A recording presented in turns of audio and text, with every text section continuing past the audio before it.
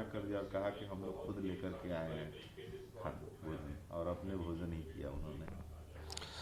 किसान जो देश भर के भोजन कराने वाले व्यक्ति हैं, उनको सरकार क्या भोजन कराएगी? लगातार कई दौरों के बाद के बावजूद भी उस नतीजे पे सरकार नहीं पहुंच पाई है जो किसान क्या चाहते हैं, उनके निराकरण की ओर सरकार नहीं जा पाई है।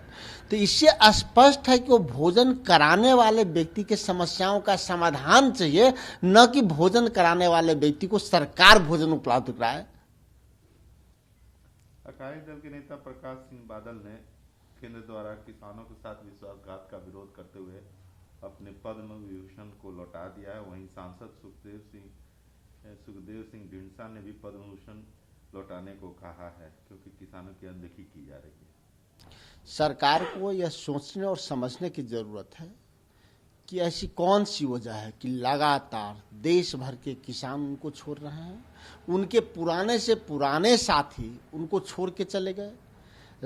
देश के सर्वोच्च और बेहतर सम्मान मिला हुआ भी वह नेता अपना लौटा रहा है उस सम्मान को। इससे स्पष्ट है कि किसानों के मुद्दे पे नरेंद्र मोदी सरकार विफल है।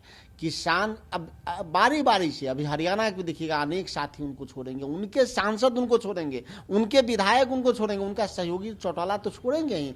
इसलिए नहीं छोड़ेंगे कि उनको सरकार में मलाई नहीं मिल रहा है, वो इसलिए छोड़ेंगे कि किसानों के मुद्दे पे देश एक हो रहा है, और जब जब किसान एक हुआ है तो सरकार गिरी है। अधीर रंजन चौधरी ने किसानों के आंदोलन, कोविड-19 वैक्सीन पर चर्चा करने के लिए शीतकालीन सत्र बुलाने के लिए लोकसभा स्पीकर से आग्रह किया है। सरकार को अधीर रंजन चौधरी की बात स्वीकार करनी चाहिए, विपक्षी की बात को स्वीकार करके सदन में बहस हो को किसान चाहता क्या है, किसान के साथ कौन कौन सी अन्याय हुआ है, कोरोना के वैक्सीन में आप क्या कर रहे हैं, क्या उपलब्धता है, सरकार कब उपलब्ध कराएगी। क्योंकि अलग अलग सरकार का कोरोना वैक्सीन पे है। अभी बिहार में आ गया है कि बिहार में वोट दीजिए तो हम फ्री में वैक्सीन देंगे, कब देंगे वो बता के नहीं गए। अभी हैदराबाद में वोट लिए हैं तो कहें कोरोना वैक्सीन मुफ्त देंगे। तो जहाँ जहाँ वोट आती है तो वैक्सीन की बात होती थी। एक बार सदन में तो खुले तौर पर बहस हो जाए किसानों पर और कोरोना पे कि किसानों को क्या लाभ मिलेगा और कोरोना वैक्सीन कैसे जनता को मिल पाएगी। भारत में कोरोना वायरस वैक्सीन पर एम्स के डायरेक्टर ने कहा कि दिसंबर के अंत तक या जनवरी के फर्स्ट में आपातकालीन उपयोग की मंजूरी की उम्मीद है।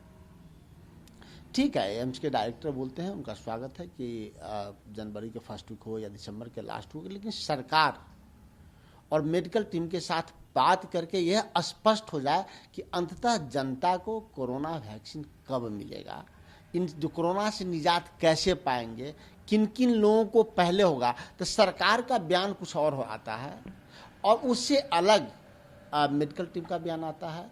तो नरेंद्र मोदी और अमित शाह जी का बयान कोरोना पे बार बार बदलते रहता है, उनके मुख्यमंत्रियों का बयान बदलते रहता है। लेकिन जब उसके एक्सपर्ट की बात आती है तो ये लोग चुप हो जाते हैं। उनके एक्सपर्ट ठीक कहते हैं कब क्या होने वाला है, लेकिन ये लोग उससे इतर बोलते हैं। तो दोनों का बात मिलकर एक बार जनता के साथ चल जाए कि जनता को कोरोना से निजात कब मिलेगा, उनको वैक्सीन कब मिलेगा, एक्चुअल डेट उन्हें पता चल जाए।